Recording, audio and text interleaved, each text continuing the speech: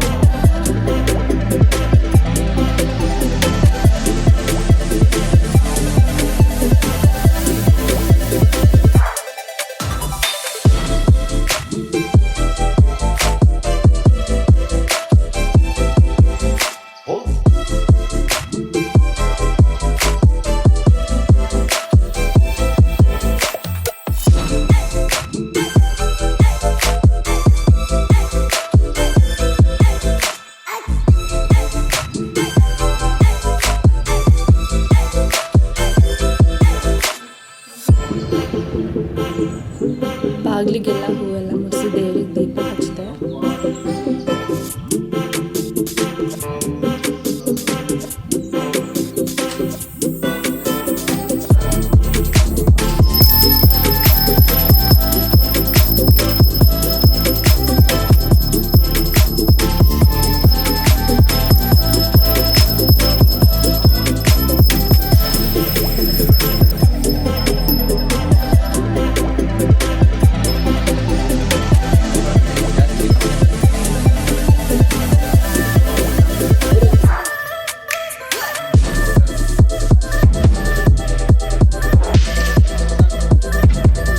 ನಾನೊಂದು ಕುಕ್ಕರ್ಗೆ ನೀರು ಹಾಕ್ಕೊಂಡು ಗ್ಯಾಸ್ ಹಚ್ಕೊಂಡು ಇಟ್ಕೊತಾ ಇದ್ದೀನಿ. ಹಾಗೆ ಒಂದು ಬೌಲ್ಗೆ ನಾನು ಅರ್ಧ ಕಪ್ಪಷ್ಟು ಹೆಸರುಬೇಳೆ, 1 ಕಪ್ಪಷ್ಟು ನಾನು ಅಕ್ಕಿನ ಹಾಕ್ಕೊಂಡು ತೊಳೆದಿಟ್ಕೊಂಡು ಕುಕ್ಕರ್ಗೆ ಹಾಕೋತಾ ಇದ್ದೀನಿ. ಇದೊಂದು 6-7 ವಿಷಲ್ ಕೂಗಿಸಿದ್ರೆ ಆಯಿತು. ನೀಟಾಗಿ ಅನ್ನ ಬೆಂದಿರಬೇಕಲ್ಲ, ಸೊ ಅದಕ್ಕೋಸ್ಕರ ನಾನೊಂದು ಪಾತ್ರೆಗೆ ತುಪ್ಪ ಹಾಕೋತಾ ಇದ್ದೀನಿ. ಗೋಡಂಬಿ ದ್ರಾಕ್ಷಿನ ಹುರಿದಿಟ್ಕೋತಾ ಇದ್ದೀನಿ. ನೋಡಿ, ತುಪ್ಪಕ್ಕೆ ಗೋಡಂಬಿ ದ್ರಾಕ್ಷಿನ ಹಾಕ್ಕೊಂಡು ಹುರಿದಿಟ್ಕೋತಾ ಇದ್ದೀನಿ, ಎತ್ತಿಟ್ಕೋತಾ ಇದ್ದೀನಿ ಇದನ್ನು.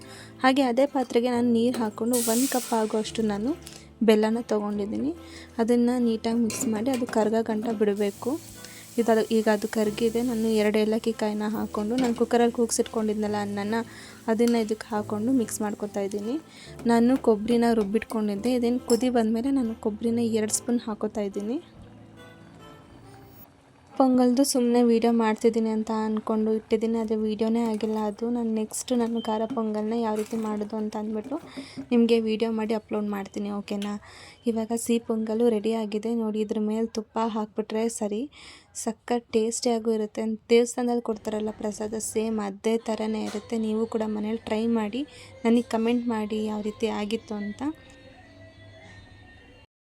ಎಲ್ಲ ನೈವೇದ್ಯ ಇಟ್ಟು ದೇವ್ರ ಪೂಜೆ ಫೈನಲಿ ಕಂಪ್ಲೀಟ್ ಆಯಿತು. ನಮ್ಮ ಮನೆ ದೇವರು ಹೂ ಕೊಟ್ಬಿಟ್ಟಿದೆ, ವರ ಕೊಟ್ಟಿದೆ.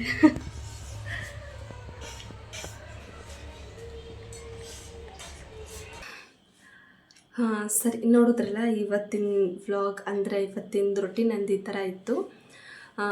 ನಿಮಗೆಲ್ಲ ಇಷ್ಟ ಆಯಿತು ಅಂತ ಅಂದ್ಕೊತೀನಿ. ಸೊ ಇವತ್ತು ಶುಕ್ರವಾರ ಆಗಿರೋದ್ರಿಂದ ಇವತ್ತೇ ಕರೆಕ್ಟಾಗಿ ಮೆಸೇಜ್ ಮಾಡಿದ್ದಾರೆ, ಕಮೆಂಟ್ ಹಾಕಿದ್ದಾರೆ, ಭಗವದ್ಗೀತೆ ಯಾವ ಟೈಮಲ್ಲಿ ಓದಬೇಕು ಸ್ವಲ್ಪ ಟಿಪ್ಸ್ ಕೊಡ್ತೀರಾ ಅಂತ ಅಂದ್ಬಿಟ್ಟು. ಪ್ರತಿದಿನ ಯಾವ ಜಾಗದಲ್ಲಿ ಕುತ್ಕೊಂಡು ಓದ್ತಿರೋ ಅದೇ ಜಾಗದಲ್ಲಿ ಕುತ್ಕೊಂಡು ಓದೋದಕ್ಕಿಂತ ಮುಂಚೆ ಆ ಜಾಗನ ಕ್ಲೀನ್ ಮಾಡಿ ಹಾಗೂ ಬುಕ್ನ ಯಾವಾಗಲೂ ಕ್ಲೀನ್ ಮಾಡಿಕೊಂಡು ಎತ್ತಿಟ್ಕೊತೀರಿ ಅಂತಲೇ ಹೇಳ್ತೀನಿ. ಹಾಗೆ ನೀವು ಯಾವ ಟೈಮಲ್ಲಿ ಓದಬೇಕು ಅಂದರೆ ಬೆಳಗಿನ ಜಾವ ಓದಿದ್ರೇ ತುಂಬಾ ಒಳ್ಳೆಯದು. ಫಸ್ಟ್ ನಾವು ಒಂದು ಪುಟ ಸ್ಟಾರ್ಟ್ ಮಾಡಿದ್ಮೇಲೆ ನಾವು ಅಂದ್ಕೊಂಡೇ ಕೂತ್ಕೋಬೇಕು, ಇದು ಪ್ರತಿಜ್ಞೆ ಮಾಡೇ ಕೂತ್ಕೋಬೇಕು, ಇಲ್ಲ ಇದನ್ನು ಕಂಪ್ಲೀಟ್ ಮಾಡಲೇಬೇಕು, ಈ ಒಂದು ಪುಟನ ನಾವು ಕಂಪ್ಲೀಟ್ ಮಾಡಬೇಕು ಅಂತ ಅಂದ್ಕೊಂಡು ನಾವು ಕೂತ್ಕೊಂಡು ಕಂಪ್ಲೀಟ್ ಮಾಡೇ ಮಾಡ್ತೀವಿ. ಸೊ ಅದನ್ನು ಕಂಪ್ಲೀಟ್ ಮಾಡೋ ಗಂಟನೂ ನೀವು ಎದ್ದೇಳಕ್ಕೆ ಹೋಗಬೇಡಿ. ಇಂಥ ಸಿಚುರೇಷನ್ ಬಂದ್ರೂ ಎದ್ದೇಳಕ್ಕೆ ಹೋಗಬೇಡಿ. ನಿಮಗೇನಾದರೂ ಹೌದು ಎದ್ದೇಳೋ ಅಂತ ನೆಸೆಸಿಟಿ ಬಂದರೆ ಹೌದು ನಾನು ಎದ್ದೋಗಲೇಬೇಕು, ನಾನು ಅವ್ರ ಜೊತೆ ಮಾತಾಡಲೇಬೇಕು ಅಂತ ಏನಾದರೂ ಇದ್ದರೆ ಖಂಡಿತವಾಗ್ಲೂ ನೀವು ಆವಾಗ ಎದ್ದೋಗ್ಬೋದು, ಮಾತಾಡ್ಬೋದು.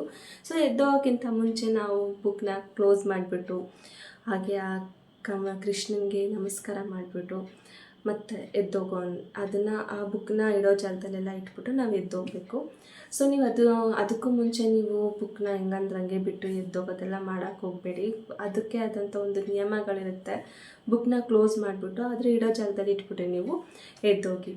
ಅದು ನೀವು ಎಷ್ಟು ಭಕ್ತಿಯಿಂದ ಓದ್ತೀರೋ ಅಷ್ಟು ಭಕ್ತಿಯಿಂದ ಆ ಕೃಷ್ಣ ನಿಮ್ಮನ್ನು ಒಪ್ಕೋತಾನೆ.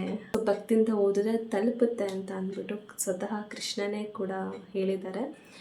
ಹಾಗೆ ಈ ಭಗವದ್ಗೀತೆ ಓದೋಕ್ಕಿಂತ ಮುಂಚೆ ಗಣೇಶನಿಗೆ ಹಾಗೂ ಕೃಷ್ಣನ ಮಂತ್ರನ ನೀವು ಪಠಿಸಿ. ಸೊ ನಿಮ್ಗೆ ಇಷ್ಟ ಆಗಿರ್ಬೋದು ಅಂತ ಅನ್ಕೋತೀನಿ. ನಿಮ್ಗೇನಾದರೂ ಇಷ್ಟ ಆದರೆ ನನಗೆ ಕಮೆಂಟಲ್ಲಿ ಹಾಕಿ ಇಷ್ಟ ಆಯಿತು ಅಂತ ನನಗೆ ತುಂಬಾ ಖುಷಿ ಆಗುತ್ತೆ. ಅವಾಗ ಇವತ್ತು ವ್ಲಾಗು ನನಗೂ ತುಂಬ ಖುಷಿ ಕೊಡೋ ಥರ ಇತ್ತು. ಯಾಕಂದರೆ ನಾನು ಈ ಟಾಪಿಕ್ ಬಗ್ಗೆ ಮಾತಾಡಿದ್ದೀನಿ. ಓಕೆನಾ?